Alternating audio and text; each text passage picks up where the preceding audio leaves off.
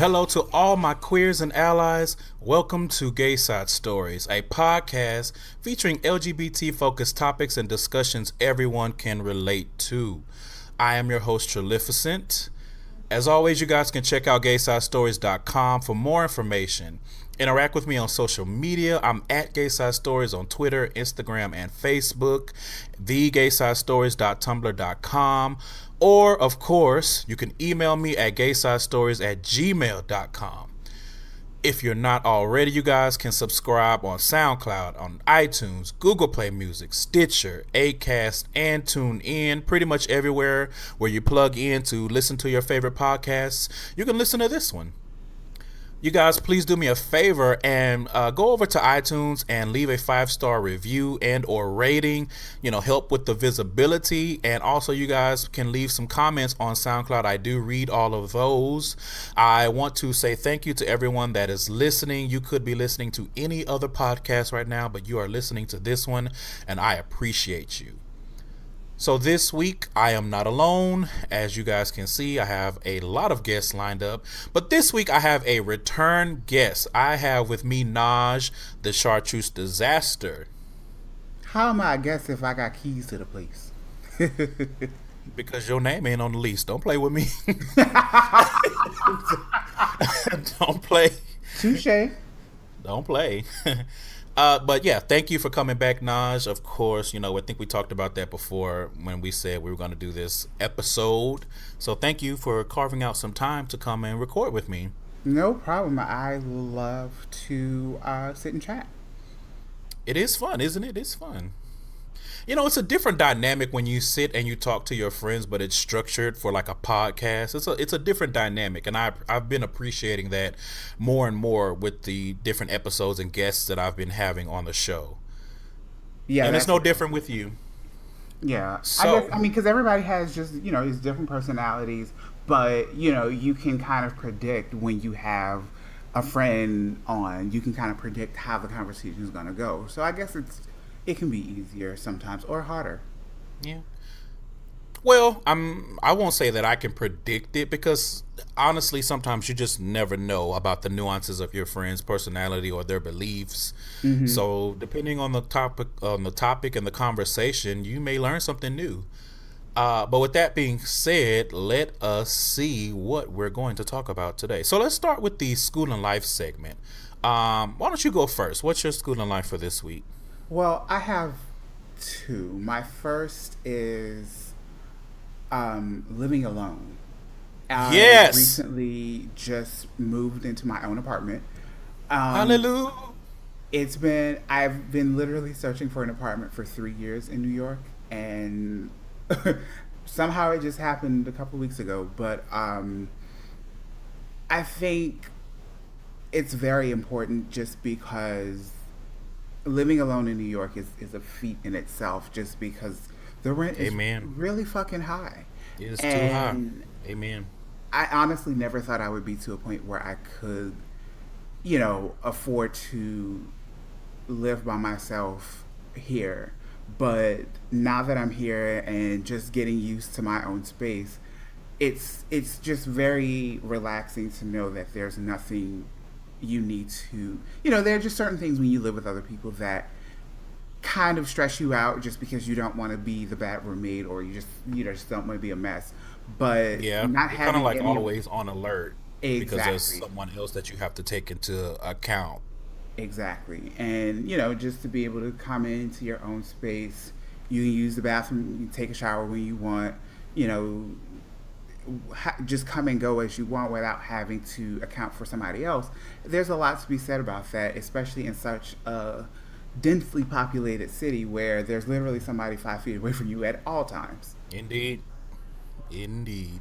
And then my second one, which is why we are recording later than we scheduled, my fault. But my second one is just just taking time away from everything. Like I just said, I've been moving. I've been kind of bouncing back and forth between two jobs. So there's just been a lot in my schedule for the past couple of weeks. And I said, fuck all of this. And I got up this morning and I went to the beach, and it was so necessary. I kept kind of doubting myself and saying, oh no, you don't need to go because you have this to do. You have this work to finish. You have to record today. You have groceries to buy. But I was like, it's all going to get done, but I need to take a break before I lose the rest of my mind. And there's a lot to be said about that. And it's kind of I'll kind of go more into that when we talk about our main topic. But there's a lot to be said about just kind of putting something down and taking just time to do what you want to do. You know, if it's laying on the beach, going for a drive, eating something ridiculously indulgent. You know, just take some time out, if it's a couple of hours, however much you can spare, and kind of reset. And then you have a different perspective and you feel better about going back to what it is that you have to do. Because I went to the beach and then I left the beach and got groceries, and I sat in traffic for like an hour, but that whatever. And then I'm back home and I'm back in kind of in the swing of things, getting ready for the next week. So it's really important, and I definitely encourage everybody to take the time if you can. Amen. Amen. Amen. Okay, so my schooling life for this week is actually I've been trying to up my LGBT consummation of different media. So this week it was movies. I watched some movies on Netflix and Amazon Prime Video. The first movie, sorry, I watched was called King Cobra, and it was actually a biopic about Brent Corrigan's early career. Brent Corrigan, for anyone who does not know, is a porn star slash actor slash producer. He was a one of those like white twinks that was really popular because they're a twink. And then I think he took some time off and he came back and had packed on a little muscle. Anyway, I thought that it was just a story at first using his name, but then when I did my Googles, it was like, this is actually what happened to him at his early career. The movie had some big names in it. It was starring Christian Slater as the porn producer, and it had James Franco as a rival porn producer and Alicia Silverstone as Brent's mom. Oh wow. Right. First of all, let me say, which it should not be a surprise, but the movie was white as hell. I mean, I think there were 2 black people in the entire movie, and only one of them had a speaking role. That wasn't a surprise, but it was noted. James Franco's character was crazy as hell. I mean, possessive. And it's always so weird to me to see like a crazy possessive guy, but he's like the bottom. I don't know why. That's probably some kind of internalized shit that I have to deprogram, but it just always throws me off a little bit. And it's like, I'll kill you and don't even look at anybody else. Now fuck this ass. And you'd be like, Oh wait, what? no, I kind of understand that. I guess I don't want to call it a trope, but I understand that. I can understand how that's a thing, just because you know you can be so passionate about something that you feel like there's this ownership over it. So, and no matter what it is, or you know, whether you're more dominant or submissive. So that's very interesting to see that, but it does kind of it's an interesting dynamic. Yeah. And I mean, he was just, I mean, you could tell that you could tell it was like supposedly, allegedly a straight man playing the role of like a gay bottle, because he was saying the stupidest stuff while he was getting fucked, and I was like, sir, you can actually just be quiet. You can actually close your mouth and just emote with your face. You don't need to speak. The whole thing was a hot mess, and the fact that this was like someone's actual life, like, I don't want to give the plot away, but I guess if you know anything about Brent Corrigan, basically the beginning of his career like involves a murder, and I mean, it was crazy, and I was like, wow, I would not have expected all of this to be how you started your career.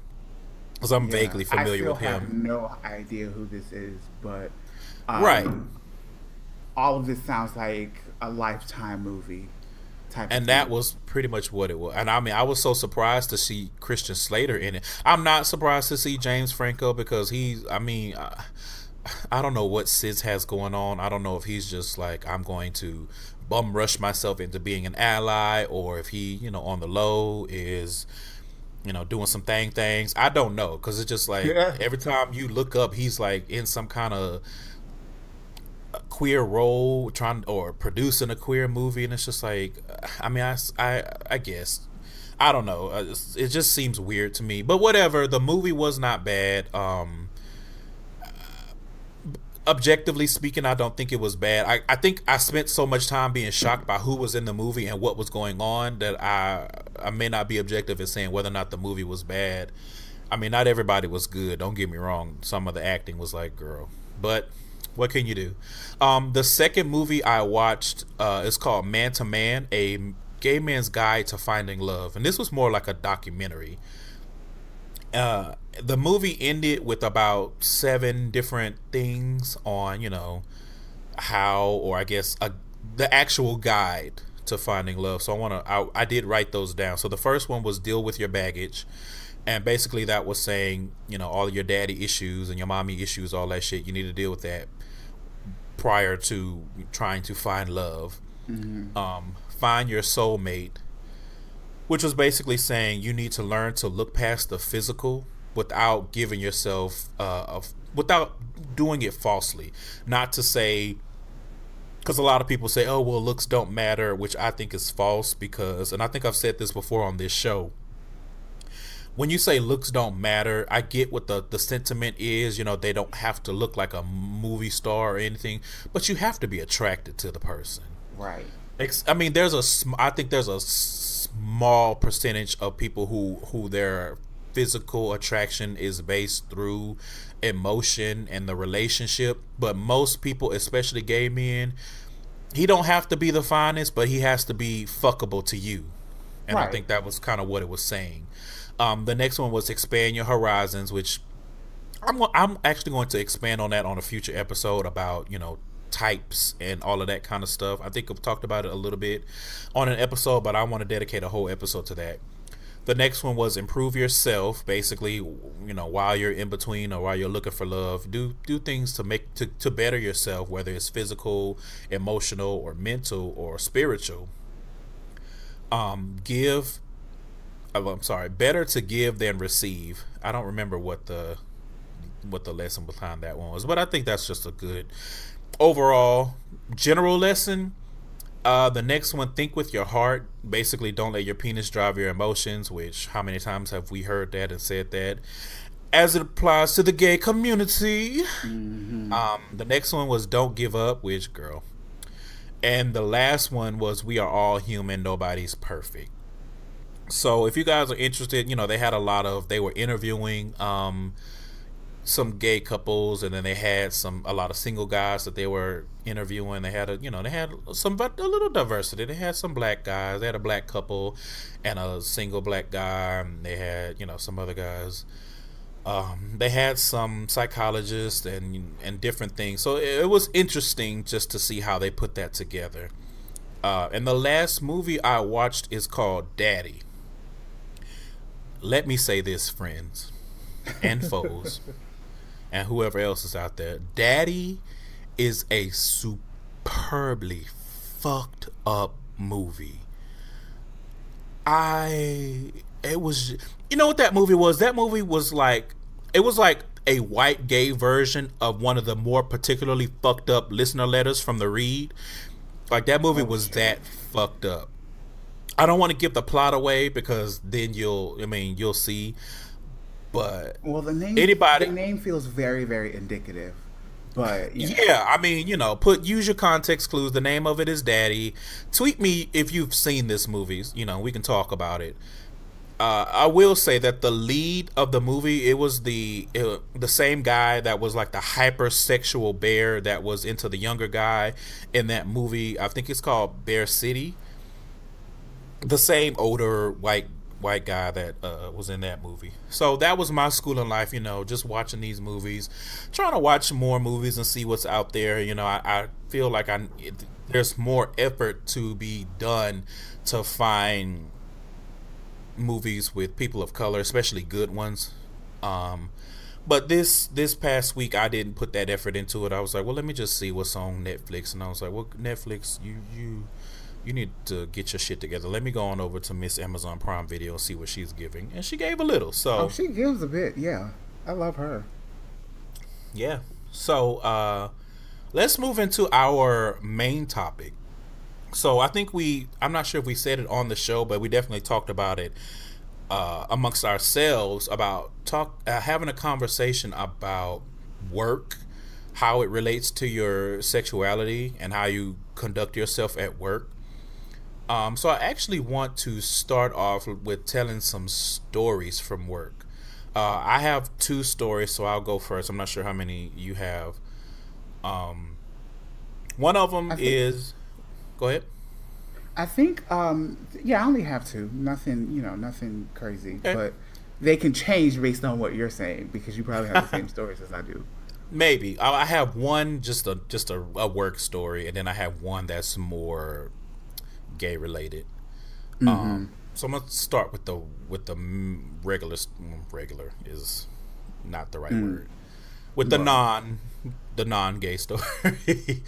I call this story "You Mad Girl?" So I was working at this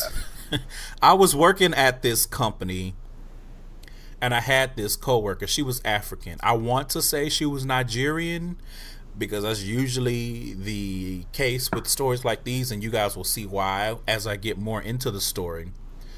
And I remember I got all these warnings prior to really getting in the trenches and working with her about, it's cultural differences. You just have to blah, blah. You have to watch yourself, or you have to, be mindful because of the cultural differences. And I quickly learned that cultural differences is what they would tell you about somebody who is abrasive as fuck and act like they don't have no goddamn home training. Mm-hmm. And me, homie, don't play that. Like, if we at work, I don't give a damn where you from. You respect me, I respect you, and we can get this work done, and I can take my black ass home. Absolutely. So I remember she was just doing the most, just rude as hell, demanding, which I don't mind demanding, but I don't do well with demanding and I don't do well with rude at work. Being rude and condescending and basically implying that I don't know what I'm doing, I don't know my job, and all those types of things. All of that is a no-go for me. I don't get up out of my warm, comfortable bed and put on my clothes and drive on these raggedy ass Houston streets to come to work for you to be in my face with some bullshit, madam. And that really goes for anybody. Right. So a coworker and we ended up filing a complaint with HR because we had talked to our managers about the woman, and they were no help because they just kept on with it's cultural differences. And I was like, now if I come up here and I get to raising hell, then it's not going to be no cultural difference. It's going to be an employment difference, as in I ain't going to be employed anymore. Right. So I was like, if someone needs to talk to her. So we went to HR. She was livid. Like, if you looked up livid on Wikipedia, her picture is going to be there. She was pissed.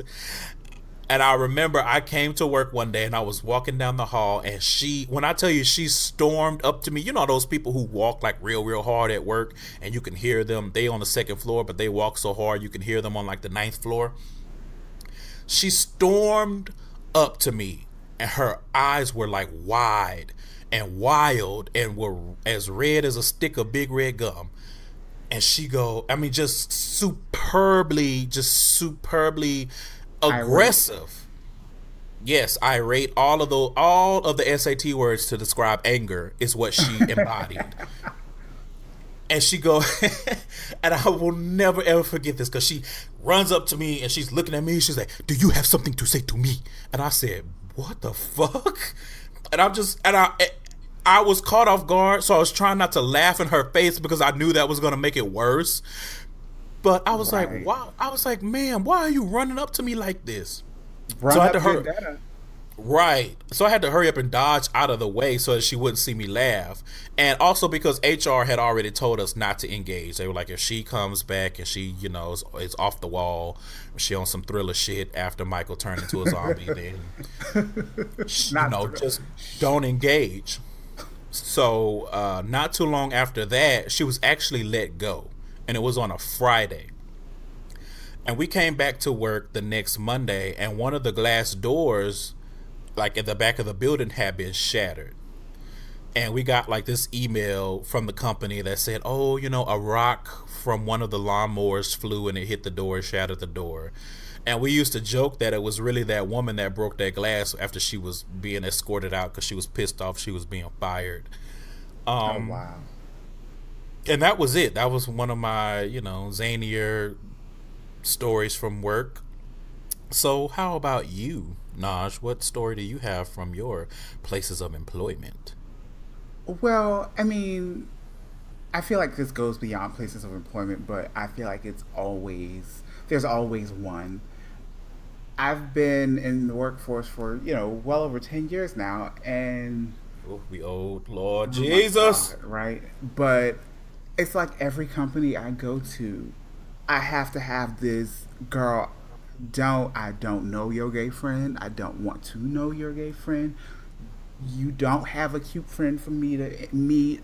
I, I even had to go as far as I had to come for this bitch's wig because she she just didn't know who she was fucking with. But I was working at undisclosed place somewhere nearby in the city I live now, but we won't go there. But there was this one girl. She was kind of like a young mom, like a girl who had a baby when she was like 17, 18. So something happened where she was showing showing the girls in the office a picture of her son, and I was just like, I was standing by waiting on the elevator as she was doing it, and then she comes around and she was like, don't be looking at my son. First of all, bitch, your son can't do shit for me because he don't even live here. And what kind of creep do you think I am? And You know, also, bitch, fuck you. like, bitch, your child is probably, I mean, I think her son was like maybe 17, 16, 17. I'm like, first of all, he can't do shit for me because I'm not really, this whole thing doesn't make any sense. And why would you try my wig like that? So I Right. was like, no, actually, no, bitch. This is, of course I had to make it corporate friendly, but I was like, first of all, what you won't do is, but, I feel like every time you meet that one girl in the office, she comes shuffling over to you. She wants to talk about Beyonce, or she wants And to, hair or nails or right, fashion. And or it's like, fashion. Well, especially with me because I don't really do well with like corporate dress because I wear bright clothes, I wear fitted clothes, I wear what I feel like. I mean, it's still work appropriate, but um, I wear like brightly colored pants and sweaters and things like that. So I'm always getting like, "Ooh, give me that shirt," or "Ooh, give me this," or "You got to take me shopping." First of all, if I told you my rate, you would not want me to take you shopping. So don't go there. And come on, secondly, Ray. you can't fit none of this, miss, with those dinner rolls on the back of your arms. You can't fit none of this. Don't go there with me. It's just like I feel like there's always a woman who tries. She tries to just slide up in your business and worry about who you fucking and shit. But like, girl, this I'm here to work. I don't have time for this. I am here to work. That is the most important lesson out of all of this. I am here to work, madam. Right. So that, and there's just like the random stories that you run into between interactions with management, all the straight boys who scoot by and are, squeamish about interacting with you. Shout out to the ones who don't do that, but there's always the ones who get nervous to interact with you because I guess they think they're cute enough for you to actually want to try to talk to them, or like even risk your job to engage in whatever with them. Like, please, you ain't worth this check. And even if you were, get out of my face anyway on GP. And plus, But we that's work at just the me. same place, so I know how much money you making, and around, more or less, I know how much you making. So you can't do shit for me. Fuck. Anyway, yeah. So it's just like it's like one thing after the other. They're just interesting dynamics that you experience while working in just mainstream corporate America. And even between that and like service industry shit like retail and hospitality, that's just, I feel like, a whole different world. But It is, because work I is just, I didn't even I kind of included a story about that from when I was younger, but not really getting into the actual work part of it. right. So my next story, I actually call this "Gays on Aisle 3." So join me, friends. Let's get into our time capsule and go back more than a decade ago when I was a teenager and I was working in a grocery store. I had this bisexual / lesbian. She wasn't sure, so that's why I said both. Because if you don't know, then I certainly don't know. But I had a coworker. She was either bisexual or lesbian. I think she was a. Let me not say that. Anyway, I had this coworker, and then there was this black guy, kind of thin, had some glasses and like a fade, and he was like one of those young militant black guys. Like, he just had such a harsh attitude all the time. Somehow, I don't know how, but somehow this girl weaseled out of both of us that we both like boys.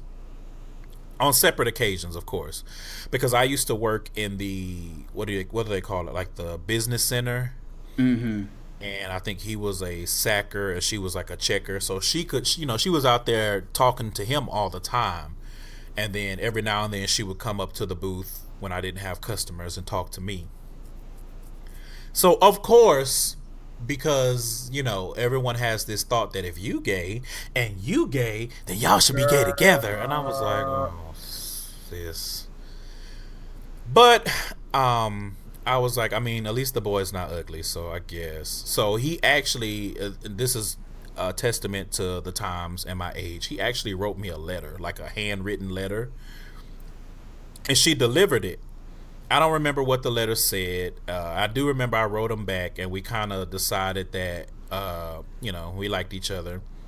So he started coming around and hanging out at the business center booth where I was whenever I was working there. I mean, 16, we don't know what we doing. Yeah, well, that's fair. Yeah. Because listen, I mean, so I didn't have it together at 23, so I don't have it together at 33, so I'm not even gonna sit up here and play no games with y'all. Okay. I am just figuring it out as I go along. Make it up as you go. Fake it till you make it. So we ended up hanging out outside of work like once. I don't even remember what all we did. I don't think we did anything physical. We may have kissed. I don't think we did, because when you're young and you don't. Well, let me not say that, because let me just move on. So after we hung out, a little bit after that, we had the I can't be gay, so we can't hang out. He had that revelation, and really that was that. After he said that, hold on, Curtis. I'm sorry. I need to go pick up my eyes off of the floor in the bathroom because they have rolled out of my head. And I'm making a run for it because ridiculous. Continue. I mean, granted, we were 16, but at the same time, it's like, boy, you like boys. She know you like boys. I know you like boys. Your mama probably know you like boys. Everybody know you like boys. But I get it. Everybody's journey is different. And I was like, I mean, okay, because I wasn't tripping. I didn't give a damn. It wasn't like I was invested.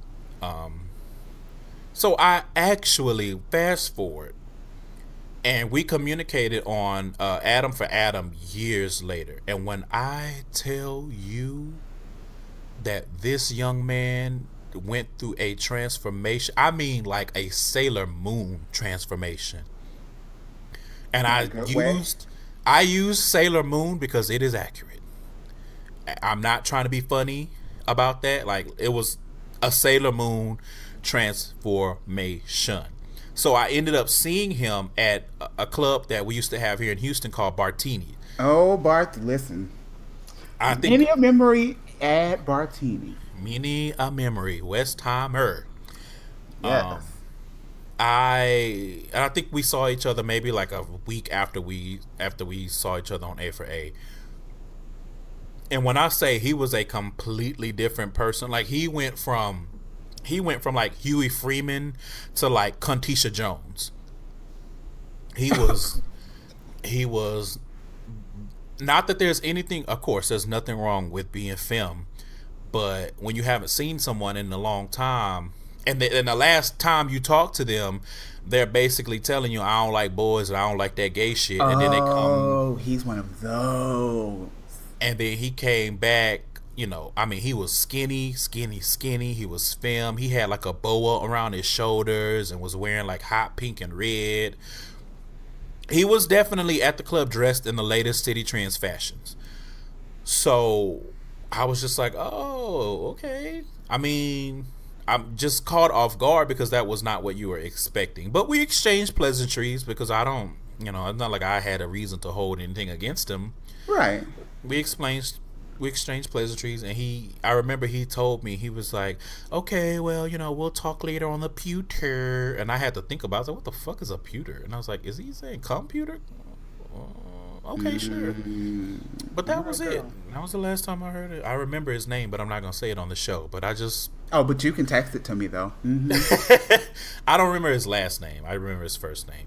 But I think that was the first time I had ever seen a transformation like that. And I was like, well, good for you. You are walking in your truth, and you are living your full life, and you are out here. I mean, Loki, I think he did that kind of cliche thing, was like, okay, well, I'm film, and in order, you know, part of the film initiation package is to be a scammer. So I was like, no, you can't have none of my information, girl, but it's nice to see you. Bye. You know, make sure Oh you get some of wow. them chicken nuggets from Wendy's, girl. Because remember when that Wendy's used to be open Oh across the street from yeah. Bartini? And we would fuck that parking lot up Listen, every weekend. I mean, the whole entire club would basically transfer from the club to the parking lot outside of the Wendy's. That was like, and some people didn't even go in the club; they just stayed in the parking lot. Because I've done that a few times. Oh my Why god! pay when you gonna get the whole experience right there in the club Right, anyway? it's And they on the like the way drinks are outside. that good. No, they weren't, and I wasn't even old enough to drink back then, but they weren't. But But you yeah, get what that was it. you get what you can get you can't buy Get what you alcohol. get when you a young whippersnapper. Exactly. I mean, yeah, we may have to do a whole show just about like the drinks in the nightlife. Club stories. Listen, club stories because child, I mean, between New Orleans and Houston and New York, I have quite a few Oh from yeah. all different angles. So if you ever want to just sit and dish about like this one time I had so much to drink, I jumped out of the car and did a, a whole Beyonce choreography. You know, we can definitely have one of those conversations. I bet. And it's funny because I have never been a club person. Like I have a finite number of stories because that's just never been my wave. Me either. But you know, we all have had those types of things. So anyway, do you have another work story? Yeah, this one's just kind of funny because it kind of shows the person that I was back then, and it's just funny to kind of laugh about it now. But I was 20 years old, and I was working at some, office services firm in Houston. Mm-hmm. And I was, I feel like your 20s and like until like 25, that's kind of where you go through this temp job phase where you work, most of the year as a temporary employee and then just hope to get hired as a full time. But I was a temp at this company, and I can't remember what it was. I can't remember where I was going and why I did it, but um, it was like Dress Down Friday, and I think there was just like I think it might have been around Pride, Splash, whatever. I think it was around that, so I just felt like I just needed to turn up. But corporate America is typically business casual, and you wear jeans on Fridays, and I wore jeans on Friday, but this was during my phase, kind of like the story you just explained, where the guy had like this, I call it a turnabout phase, where they kind of just go back and forth between the masculine and feminine identities with themselves. So I was kind of in that phase. So I decided that I was going to show up to work with a pair of skinny jeans. I mean, like tight skinny jeans, and I had on like a sweater that was a little bit too small because I felt like that was just the thing to dress like all of my clothes shrunk in the dryer. But I decided to also put on with these skinny jeans, and it was like May or something. It was, I don't know, it was some weird temperature where what I had on didn't make sense. But I had this sweater that had a hole in it, so I cut the sleeves off and decided to wear them as leg warmers to the office. Oh my. And I was like the youngest person there, and again, going back to my first story, where you get those girls that kind of just like they want to be your work hag, and they kind of just hype you up and enable the crazy shit that you want to do. So there was this one girl, and every time I would hit the hallway that she worked on, she would step out into the aisle, and then we would have like this runway competition thing where we would kind of like march down the hall as if we were in, the Dolce & Gabbana spring summer collection show or whatever. And I hit that hallway, and I just sat and pranced down the hall with her for like a good 30 minutes across the entire office with these leg warmers on and my midriff showing because my sweater was too small. And I was causing so much attention. I had like 3 managers come to me and be like, get it together. Take all that shit off and come back inside when you've gotten yourself together. And I was kind of like belligerent about it at first. And I'm like, what the fuck? This is what I want to wear. I'm going to do what I want. And, shortly after I bleached my hair completely blonde, walked into the office, dyed it again the next day. And I was just, I say all of this to say I was just in this weird phase in my life where my social identity and who I wanted to be outside of work was more important to me than actually work. And, as a result, I ended up not getting that full-time position that I wanted. I ended up they ended my assignment early because I was just being such a distraction, and nobody really I wasn't worth all of the headache. So they were like, girl, you can take them leg warmers and run right up out of here with them because we don't need any of this shit. So it says a lot to the way my priorities shifted between then and now, because I question myself about certain things I wear to work, and I'm like, is this too much? But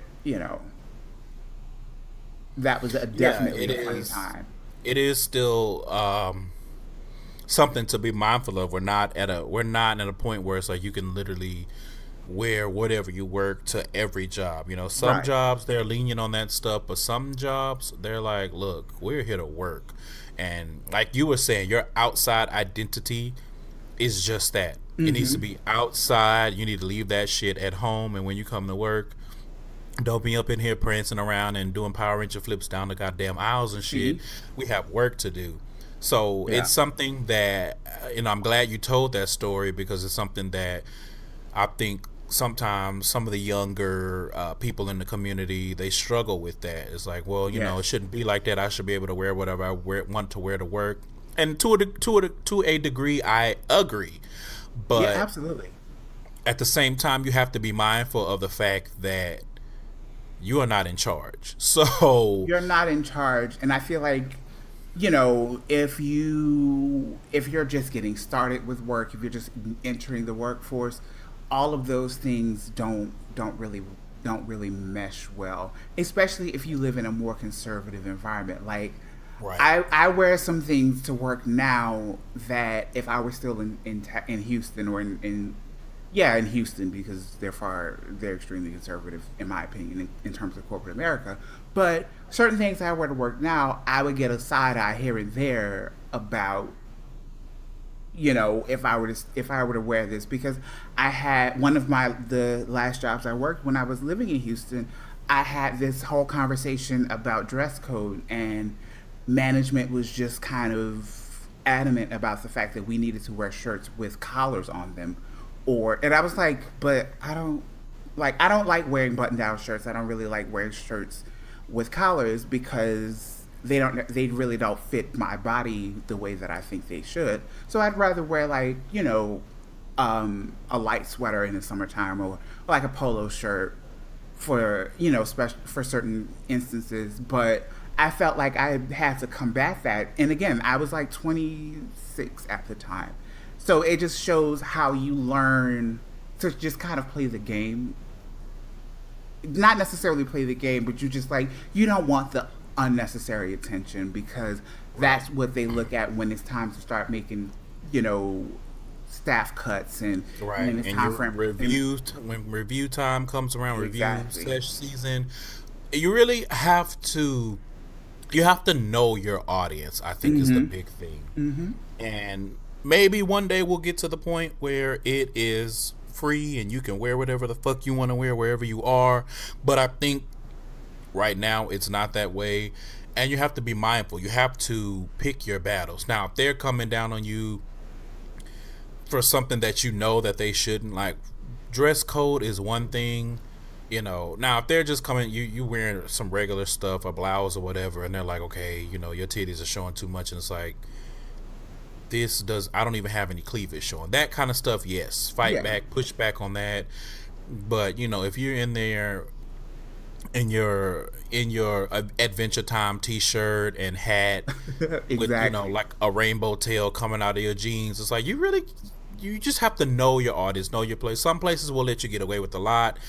Some places they don't play that shit. So it's important Right. to know where you are, because you have to place your priorities. Like you said, is my outside identity and the style of dress that I have, is it more important than this job? Because if it is, then quit and go do your own thing and live your Exactly. life. But if you need that job and you need that job to make ends meet, all I'm saying is pick your battles. Right, because So even now I feel like, you know, in the summertime, women in the office get to wear sandals, and I've always felt like, you know, I want to wear sandals to work too. I mean, I'm not going to wear the Chinese store flip flops, or come some, on. or some dollar flip flops from H&M, or whatever the case. But I'm definitely gonna, I'll get like a leather sandal, and it'll be stylish, and I feel like more more of a shoe than half of the shoes I've seen some of the women in my office wear. But if I were to walk in that office with a flip flop on, somebody would be looking at me like I'm crazy. Right. And You walk I in there just with that's them. not. You walk in there with them Fenty slides, and they gonna be like, "You can slide your ass right up Listen, on out of here." exactly. And I'm like, I really don't want to hear anybody shit, so I'm just gonna wear this good leather tom, and that's just gonna be as close as I'm gonna get, because I don't want to deal with that extra attention, because I'm too busy, first of all, to have to go and deal with dress code issues, because that takes away from the time I have to work. So again, it's like when I leave, I will put on some shorts and put on a pair of sandals, put a tank top on, and I'll be fine. So it's just like you're there for, well, for me, I work 7 hours a day. And, you're there for 7 hours a day, 8 hours a day, whatever. But, you just kind of have to deal with that until you have free time. On the weekends, do whatever you Right. want. You know, Right. Go live your best life. It's a reality of working in corporate America. right. So, speaking of working in corporate America, I want to talk a little bit about some of the shortcomings and improvements as far as the workplace and how it relates to the LGBT community. So, Yeah. first, what are some shortcomings that you think there are in the workplace in regards to LGBT acceptance and inclusion? I think for the most part, I just haven't seen any gestures of inclusion. Of course, we have our champion companies like Target and a lot of the newer companies that incorporate LGBT and pride and inclusion and diversity in their branding company wide, not just just with HR within the internal communications, but they say this is what Target supports as a brand, and they allow, just from as a Target customer, they allow their employees to be who they are. And I don't see that in terms of corporate America for the most part. I've never worked at an office that um, that presents a pride message or an inclusion message to the employees. And I think that is important on a number of levels, because I think we need to give the message to the LGBT employees. Yes, we understand that you are not, we understand that you're not the same as everyone else, and we understand that everyone is different, and we accept you no matter how you are. And I think on the other hand, that message goes out to those non LGBT employees and say, hey, bitch, get the homophobic bullshit out of here, because this is what we're about. And you can fuck with somebody if you want to, but that's your business. And that basically, that I feel like the message goes both ways, to say we support you and we're not going to let anybody fuck with you, and we understand and support all of the diversity that exists within our workforce.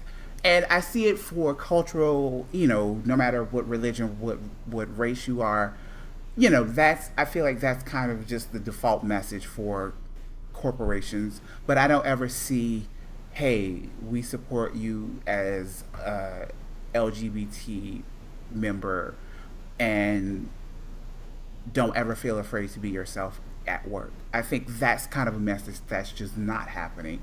And it's not really about letting you do certain things, but we just want you to know that you're included no matter what you may feel or may think. You're always included in this workforce, because you're one of our employees. I never see that.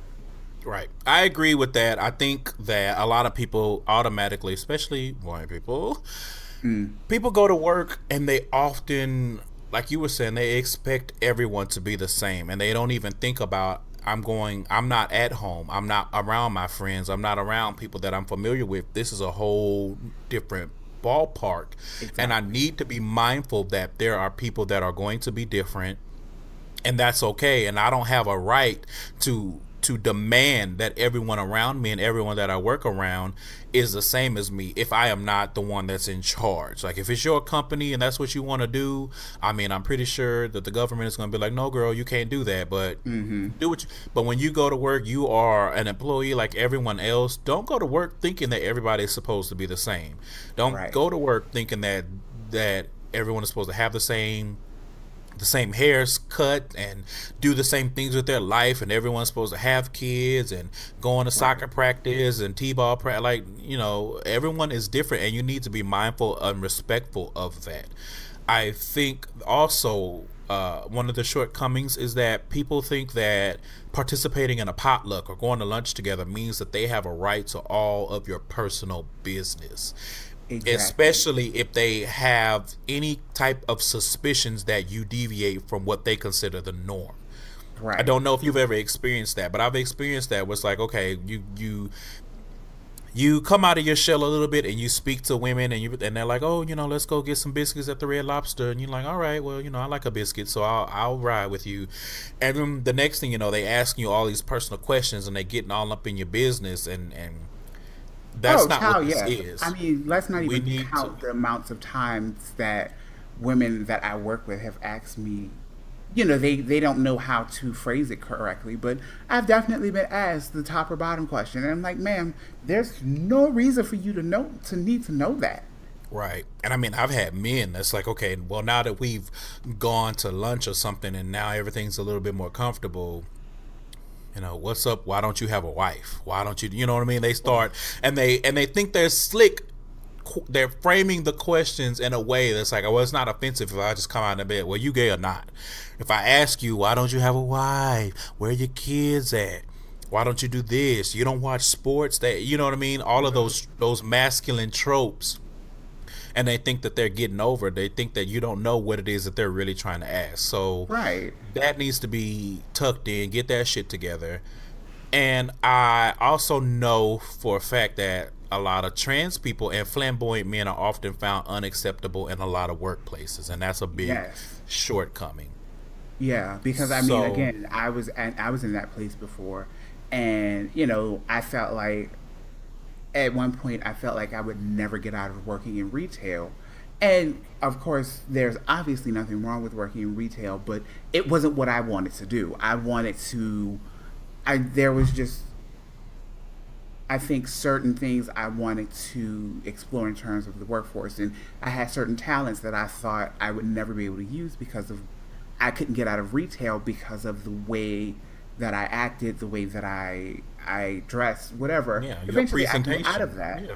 but I think I can't help but wonder if other other people have been in that place before, and somebody's Definitely. currently in that place because they feel like, oh well, working in an office doesn't allow me to do this, and I won't be accepted at if I dress like this or if I act like this. So Or if I'm just myself, because I exactly, personally, like, I've never seen any trans people in corporate America. I don't exactly. know if they have that, if they would get, well, I can, not that I don't know. The fact that I can even say that I don't see them, I've never seen that, Me either. leads you to know, that they're not accepted. Like, the only places that I usually see trans people working are like fast food places. Like, it's hard for them to Retail, even fast get food, jobs. and So that's a big shortcoming. yeah, absolutely. And I think it's interesting because what I have seen, I guess, in terms of majority, I haven't even seen, either there's obviously the guys who are not out and they work in the closet per se, and they're the guys who are like me that don't really give a fuck. And then Hmm. I don't see many of me. I don't see the gays that come in, and it's not something that they're hiding. Where I'm like, girl, I'm here to work, and anything you have, Right. because I can understand why um, someone wouldn't want to be out at work because of all the things that we're discussing now. But at the Hmm. same time, I know how to tell a bitch to get out of my business because that's not. I don't get paid to discuss that with you. Right. And I'm not telling you, don't ask me who I think is cute in the office. Don't ask me who I think is gay in the office. Don't ask me if I have a boyfriend. Don't ask me if I'm having sex. That's none of your business. And quite frankly, it's all inappropriate for the workplace. Even if I was straight, don't ask me that shit because this is Right. not what we come to work for. Right. But a lot of people feel like that's how you connect with people at work, and it's not. Like, It's not. stop being lazy. Again, stop thinking everybody is like you, Right. and either don't talk to people on a personal level or learn how to have a conversation about things other than sex and and all of the physical, like Right. I all know of more the things different about things out here. my coworkers. Like I know about their kids. I know where they live. I know what they do in their spare time. Those are things that I talk to people about at work.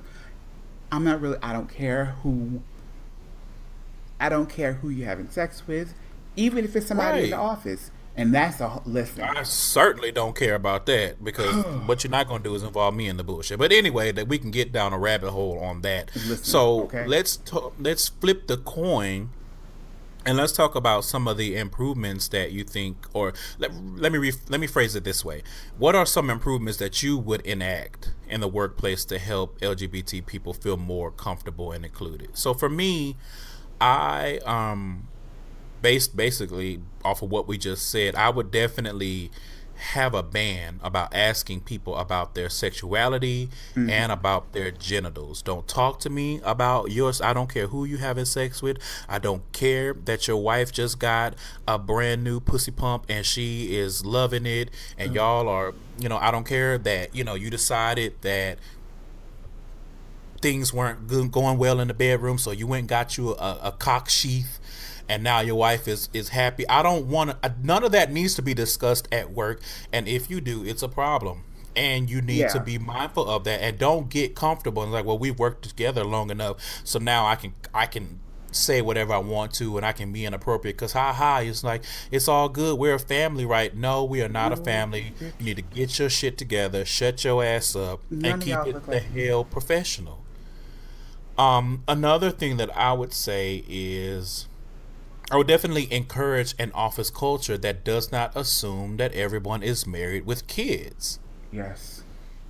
Basically, my mind is if you don't go to my cubicle or my work area and see pictures of a husband or a wife and kids, don't ask me about that shit. If you see a picture, here's a family and there's 7,000 kids in this picture and everybody's smiling and some people looking like where's the goddamn food and where the snacks, where's the Capri Sun, bitch?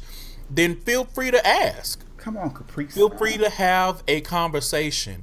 But if I don't have any of those personal effects in my cubicle, don't come to me assuming, oh, you have a wife, where your kids at? Daughter, you are in my business. Too Especially if I far. am working and you interrupt me to ask me that shit. Right. Don't do that. I would want to foster a work environment where people understand that everyone is different and you need to figure out a different way to relate to people. I Exactly. get it. Everyone, oh, it's kids and blah blah blah blah. There are arenas where that is appropriate. You want to connect with other people that have kids and all that kind of stuff. Go to a goddamn PTA meeting. Don't come to work talking about where your kids at. And I can't believe you aren't married. Well, a guy like you, why aren't you married? Because I don't fucking want to be. Why are you asking me these things? Why are you in my business? Why aren't you at your desk working? What does this If have to we, do with the work? what does this have to do with the work? And if you have that kind of job where y'all don't really work, and whatever the case may be, there are so many topics under the sun to talk about. Why does it always have to go back to wife, kids, husband, sex, sexuality, all of the personal stuff? Like, you are in my personal business and we are co-workers, we're not friends. Like, how is you knowing my sexuality and whether or not I have a boyfriend, whether or not I'm a top or a bottom, whether or not I watch Real Housewives of Atlanta, all that kind of stuff. Well, not the last one, but the first ones, talk about all that. How does that affect you? Like when you go home at night, how is that enriching your life? How is that helping us have a closer work relationship? If you know whether or not I take or give dick, that does not make any sense to me. You need to stop that shit. You need to stop trying to put people in a box so that you can quote unquote understand, Ain't that it? and you need to come your ass to work and work. Shit, or don't work. I don't really care if you come to work and you don't do shit but watch, sitting here watching Iron Fist on Netflix all day.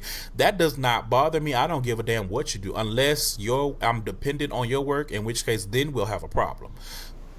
But if we just work in the same office and we don't have to work together, you don't need to be in my business because I certainly am not going to be in your business. I don't give a fuck. I don't care Right. about. I mean, I don't want this to sound. I don't want people to take this to wrong. And you know what? Fuck it. I'm gonna say what I'm gonna say, and I said what the fuck I said. I I said don't what care I about your said. kids. I don't care about your kids. I don't care about your husband. I don't care about your wife. I don't care about somebody I don't care about you getting a divorce. I don't care about that infidelity. I don't care if you are going through a Kendu Isaac situation. I don't care. I am the person at work that is basically like, do not come around me. I've said this before. Don't breathe around. Don't even do your best not to even be alive around me while I'm at work. All right. Like, I already have to dedicate 40 hours to you sons of bitches. Yes. Or more. Or more. And that does not include the time that I got to get up and the prep work that you got to do on the weekend to get ready for the work week. That does not include the traffic that you got to sit in to get to and from work. I dedicate too much of my life to be up here. I am here to collect a check so that I can have some semblance of a life when I leave this building. Right. I don't want to sit here talking to you about my motherfucking personal business because you're not a part of my personal life. So you need to make that distinction, and that distinction needs to be upheld. So those are my things. So what do you have as far as improvements that you would like to see or that you would make in the workplace? And give trans people jobs. Let these trans people come to work. They smart and they talented just like the rest of us. They're no different. Exactly. And you know, they probably do a better job than your bitch ass, but we're not even going to get into that. Hello. I think in terms of things that I would implement are very, very similar to yours, because I think, you know, you go to work and you do these trainings where you watch these videos about, you know, whatever it's called, professionalism, interpersonal relations, sexual harassment, because quite frankly, if you're discussing anything related to me being gay, straight, I'm not sure, whichever way the wind blows, anything you're asking me or discussing with me in regards to my sexual life or my sexual experience, I quite frankly feel like that's sexual harassment, because you asking me about shit that really has nothing to do with you. How is this a value to you? And, you know, I agree with you to say a lot of these things need to be, I think there needs to be more enforcement and more zero tolerance of these things as it relates to sexual orientation. Because yes, we get the message about religion, we get the message about race, we get the message about all of these other factors, but I don't feel like, at least in my experience, I don't feel that sexual identity or gender identity and orientation is enforced enough. So I feel like it just kind of it's like a lot of employees are turning a blind eye to it. So I definitely would just kind of beat people over the head with it, because sometimes I think that they need to be. You know, it's just like, why after all of these years are you still worrying about somebody else's sexual orientation? And that goes within and outside of the workplace. Like, right. You know, what does that have to do with your life? What does that have to do with this Excel spreadsheet? Come on. What does that have to do with this PowerPoint presentation? What does this have to do about this email that you need to send or that I need to send? What does this have to do with the upcoming meeting, this conference call? What does it have to do with anything? Because at the end of the day, literally, you're going to your place where you live, I am going to my place where I live, and we are not going to have any interaction. And what I'm doing, I promise you, bitch, you won't. What I'm doing at home, you won't know about it unless I tell you. So guess what? That means my sexual orientation, my gender identity, and anything else under the sun has no bearing on you or this work. Get to work to work. Because you don't need to be straight to open Outlook. You don't need to be straight to master any skill that your specific industry requires for you to do this job. You don't have to be gay, straight, or otherwise. You need to have a brain and be intelligent and right. You need a to be will competent. To do the work, because I feel like we're the ones paying attention. We're the ones worried more about the work, because because you're so busy worrying about what I'm doing when I'm not at work. Right. It's like, I'm not sucking dick at work, girl. What the fuck? Like, right. And listen. It's like, I need to know because I'm scared. They act like they scared if they come into the office one day, you're gonna have, you're gonna be getting a train ran on you on a copy machine or something. It's like Okay. y'all are so fucking ridiculous. Like I'm here to work and get my money and go home. Right. Meanwhile, all of the tea that I get about people fucking at work is with the straight people. Like, But y'all are the ones that anyway. We don't even have to do that. we don't have to do it on today. No. Not on today. Because we Okay, be so here for let's 3 hours. 3 damn hours. Okay, so let's wrap up this conversation. I just want to run through some workplace pet peeves. They may even be some petty peeves. Shout out to our sisters Jade and Kia at the Getting Grown podcast. So my Petty PE to the TTY, honey. honey, yes. So my first workplace pet peeve is warming up fish in the motherfucking Baby, let me tell you microwave. something. Warming You up leave fish. your motherfucking salmon at the hell home. Do not bring that shit to the workplace. Warming that shit up. Got the whole goddamn office smelling like rancid gumbo in this bitch, smelling like a fucking marina. I don't need that when I'm at work. Or Leave you know what? that fish at home. I feel like we can even add spicy food to that because I mean, coming from New Orleans where we everything is spicy, and then working and living in New York where there are a lot of Caribbean and Latin foods being consumed at work. Yeah, anytime somebody heats up some curry or something slathered in grease or something, you smell that all day long. All day. There's actually a yellow stain in the carpet in my office from where somebody spilled curry on the carpet, and I just could imagine what it smelled like when it was spilled. Like the entire office probably smelled the entire day. Like, Right. I mean, Well, that I'm might not be a gonna little knock it. controversial. So, fish What? is one thing. I mean, the spices and the food. I mean, it's like if this is your culture and this is what you eat, it's like, I agree. I agree. However, but fish. I think we all need to be conscious that we actually are doing this at work. Right, It's, and it's everybody else just like has to smell it. it's somebody else. Because some You're people not are at home by not. yourself. Yeah, some people are not used to it. I get what you're saying. Some people are Yeah. not used to the smell of curry, and it would be different if you could contain the smell so other people. But there's nothing you can do to Right. contain that smell. And if I'm adverse to that scent, there's nothing I can do to get rid of it because it's Right. like or get out of it. It's not like I can leave my desk for 2 hours until the smell dissipates and then come back and work. All right. My next pet peeve is people that ask about an email that they sent within 5 minutes of sending it. I don't know how you people think that the world works, but when you press send, I feel like there's an unwritten rule. There is an invisible book of etiquette Or of just Outlook. fucking common sense. I mean, this is true also. But if you send someone an email, at least give them 15 minutes because you don't know what they're doing. You don't know what they're in the middle of. You don't know if they even want to talk to your raggedy ass.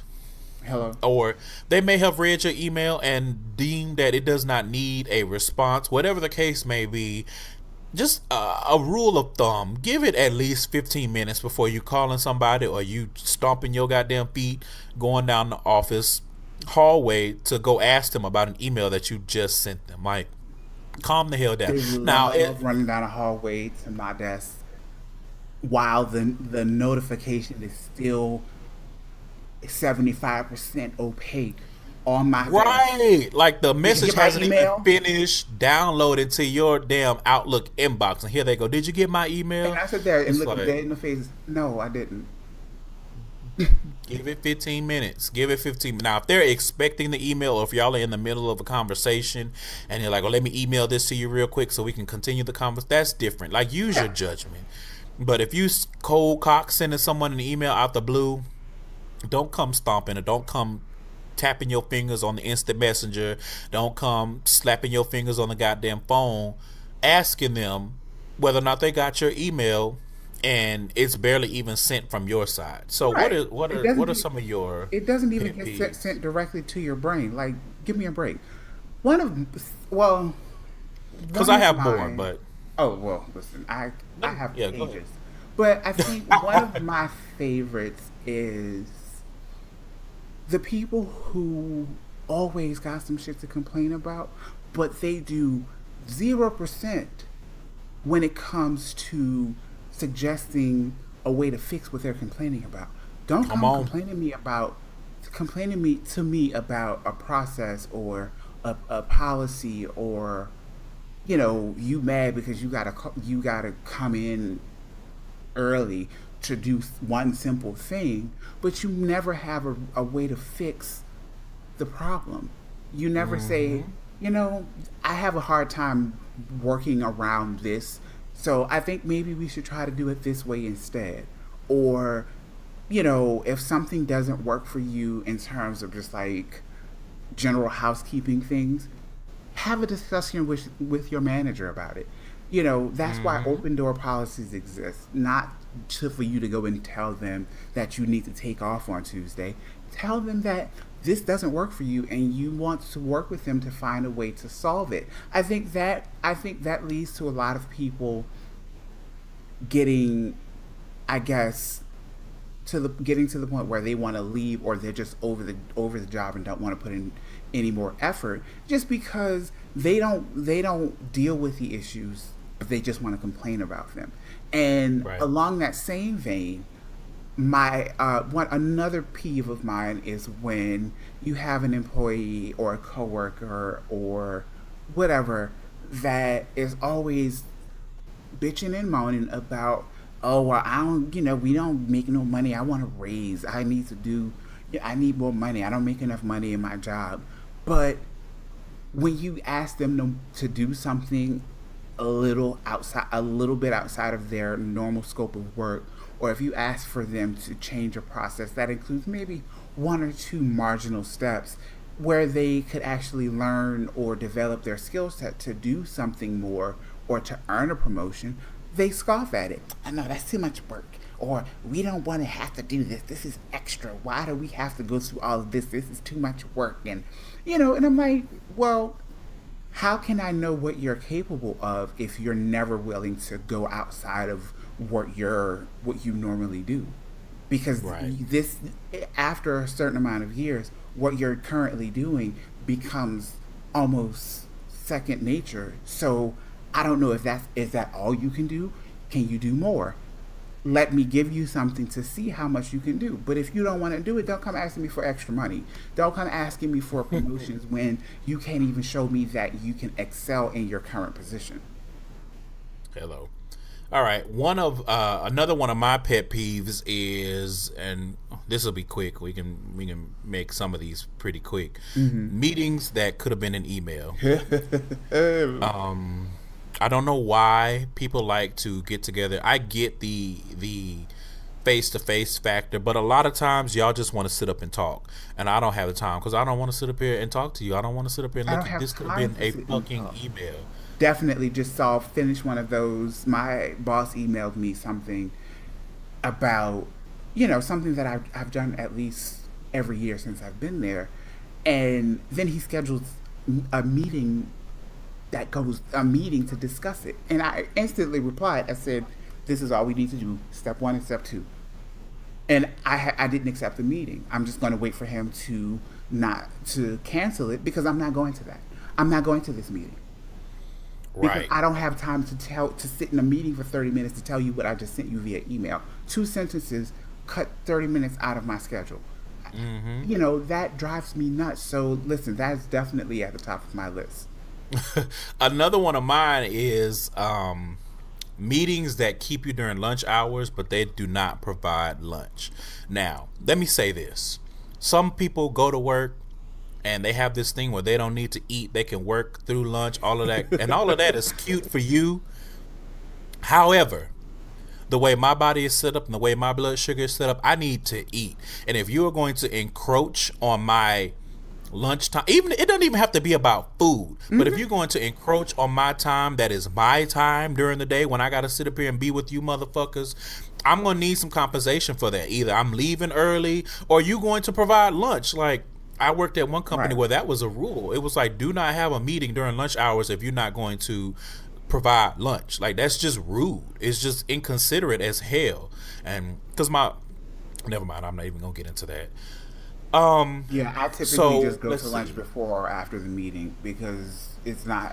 My lunchtime is my lunchtime, and Right, but it's that's gonna things like you. happen with or without you. Right. But you throwing off people's schedule and stuff because you just have to have this meeting, which most of the time it's a meeting that we did not need to have a meeting for.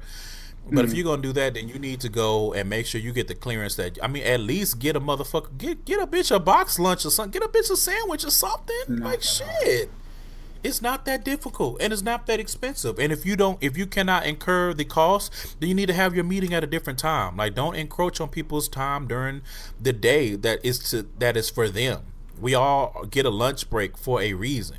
And a lot of times it's so that we can get away, so that we don't end up slapping somebody or busting somebody upside the head with the stapler. Anyway, so the Hmm. next one is people, read white men and Republicans, that talk politics at work. I don't want to hear it. I do not want to get into a situation where I can no longer respect you or look at you or stand to be around you because your politics do not mesh with my existence. And I think we can leave it at, or at least I can leave it at that. I mean, I think I even had to tell somebody, look, in the interest of us being able to maintain a positive working relationship, we can't talk about politics anymore. So you Yeah, go your like way and I most will go companies have a mine. policy that you don't fucking talk about politics at work. That shit is like it can create a hostile work environment because somebody gonna pick Especially up and say they're a Trump 2017. supporter and Exactly. it's all you all won't even talk to this, you don't even send this bitch an email no more. You know what I mean? So it's like, girl, keep it Exactly. at home. You know, yeah, that's a mess. Yeah. Let's see. Next one. People that want to ask you a bunch of questions, or they have a bunch of urgent needs when they know it is time for you to leave. Listen, let me tell you. If you see my purse on my motherfucking shoulder, don't ask me shit. Don't ask me a bunch of questions. Don't ask me about what about this, what about that. Did you do this? Did you do that? When it is time for me to go, it is time for me to go. You know it's time for me to go. I know it's time for me to go. Get out of Right. my face and let me book it. Oh, Let's yeah. see. Next one. People asking me to do things 50 million miles outside of my job description. Now, I say that to say it's not like you were saying where it's like, okay, I'm just trying to see if you can do more. It's more of a thing where it's like, okay, well, here's a bunch of menial tasks that I don't want to do, so I'm gonna ask you because I feel like you're here for that reason. No, I'm here to do my own work. Just because you have tasks that you don't want to do, that does not mean you go off putting them off on other people. Right. Now, that's different from delegating. If you have people that you can delegate tasks to, that's one thing. But if we are both on the same level and you just decide, well, I don't want to go through all these documents and scan this stuff, so why don't you do it? And it's like, no, bitch, you do it. I have my own fucking work to do. Like, my job description does not include doing my work and yours. Get your shit together with your lazy ass. Right. Let's see. I got two more. When people do 95% of a task and then they want to dump it on you to finish, it's like, why not finish strong, ho? Like, you've already done all of the motherfucking work. Why would you bring this shit to me at the last minute? Be like, oh, well, I've already done this and this and this and this and this. Can you just send the email? Because I don't have time. Pardon me? I'm sure that in the time it took you to get up out of your seat and come and ask me to do this, that email could have been done and sent. So who is you playing with, ho? Exactly. Who is you playing with? Yourself, because you show. Don't do that. I hate that shit. Finish strong. And my last workplace pet peeve. I mean, like you said, we could go on and on and on and on about this, but my last one is grown men peeing on the motherfucking floor at Baby, work. let me tell you four things about it. You filthy bitches. You nasty mofos. I can only imagine what your house is like. You come to work just freely peeing on the motherfucking floor. I do not understand it. I said this on Twitter and I will say it again because I stand by it. You go to work, you have a whole urinal, you can walk up to that bitch, you can practically stick your dick in it and the urine will go directly from you to the drain. There is no excuse for you to be peeing on the fucking floor at work. And you do that shit, you do not deserve the privilege of being able to pee standing up. You nasty ass motherfuckers. Exactly. And I'm like, I can't understand how these men get paid every day to do a job, but they can't even get their aim right.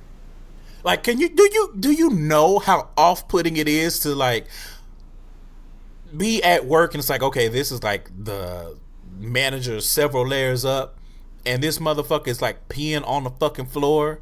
Listen, in front of the urinal. It's like how do you what? How do you function? Can't reach, go to a toilet. Because the thing is, it happens too much. You gotta know that something is wrong here. How does this happen day in and day out? Every damn day. And it's more than one of you motherfuckers in here. It's like there's no reason why the cleaning people should be going through gallons of bleach a week because y'all peeing all over the fucking floor and they got to get the Clorox on that shit. That is ridiculous. Yeah. So that's the workplace pet peeves. I just get y'all shit together at work. Okay, so we're running a little bit low on time, so let's wrap things up. So let's go through the queer query real quick. Okay. We may need to shorten this a little bit. Okay, so the first thing is, if you could star in a movie, what kind would it be? I think it would be one of those. I think it would be something like Inception or The Butterfly Effect, something kind of sci-fi-y, alternate universe type of thing.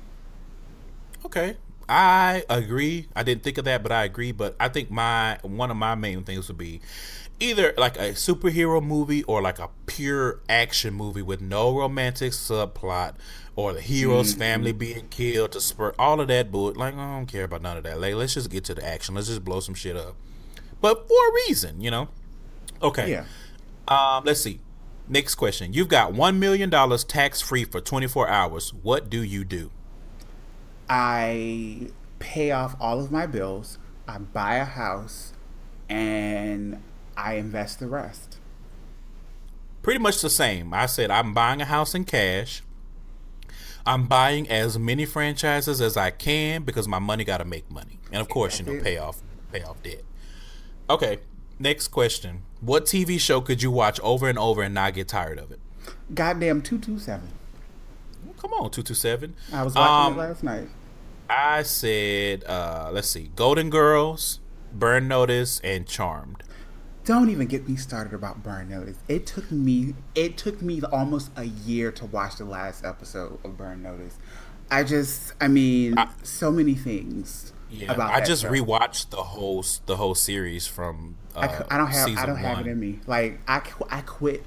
I rage quit TV shows because they stress me out. Like, and I was stressed watching Quantico. I rage quit. Like, I didn't get past like the fourth episode of the second season because it got too stressful. So yeah, Burn Notice is definitely one of those. I probably would actually watch that again. And who doesn't love Golden Girls? But yeah, I would put that on my list too. Okay. Next question. What's your dream job? My dream job is a job where I run the company. Oh, come on, big boss. My dream job is something where I get paid a good amount of money to do nothing or to sleep. That's real. I just want to make money to be alive. How can I do this? Actually was hiring for somebody to I think they had to stay in bed for like 6 months. That might be extreme. Anyway, okay. Last question. I like to throw this little wild card in. I like to play the Fuck, Marry, Kill game. So we're gonna do Fuck, Marry, Kill Light Skin Rapper Edition. Oh God! Get with it. Fuck, marry, kill. Drake, T.I., Nelly. Fuck Nelly, marry Drake, kill T.I. That was easier than I thought. Same as fuck. I'm sorry, T.I., but you're gonna have to get under 1, 2, 3, 4, 5, 6 feet. I'm sorry. Yeah, you're gonna have to go ahead. You can read the thesaurus to the rest of the girls at the cemetery because I don't have time. But yeah, definitely fucking Nelly and marrying Drake. Okay, so with that being done, that concludes another episode of Gayside Stories, my queers and my allies. Thank you so much for listening. Naj, why don't you remind the people where they can find you? My Twitter name will be in the description. Sure will. And your Instagram. And my Instagram. And you can always find me there. I'm most active on Twitter because my life is not interesting enough for Instagram. And I don't even have a Snapchat on my phone. But you can always find me saying some reckless shit on Twitter. So, look forward to seeing you there. Okay, well, you guys know where you can find me. I'm Trillificent pretty much everywhere. GaysideStories pretty much everywhere. I want to do a quick couple of shout outs. I want to shout out to the Crystal Clear podcast. I just recently started listening to that, and I like what you're doing there. And I also want to give a big shout out to Beauty Jackson of the Good and Terrible Show. I am so glad you and Siege are back. My podcasting fairy godmothers.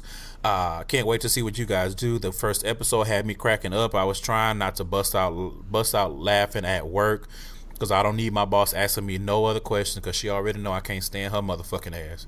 I actually love Mel on the Bad Advice Show. Her, Cerrone, and Baker Bone are actually hilarious, and that's definitely the show where I have to like stifle my laughs because some of the shit they say is just reckless, off the wall. But I love it. Yeah. So shout out to them. Shout out to them. Shout out to the Cold Slither Podcast Network. Of course, I could not have the show end without shouting out you, Naj, for the Sounds of the Stories playlist. I know you recently updated that. I haven't had a chance to go back and listen to it just yet because I've been just binging a bunch of podcasts. But you guys, make sure you check that out on SoundCloud. As I said before, make sure that you are sharing this podcast with someone. If you like it, if you love it, please give me a review. You can email me stories, or if you just want to talk, if you have feedback, all of those good things. And as always, you guys, I say this every week, make sure that you protect all of your walls or they will crumble and you will be out here looking like Boo Boo the damn fool. Amen? Amen. Amen. And we are out.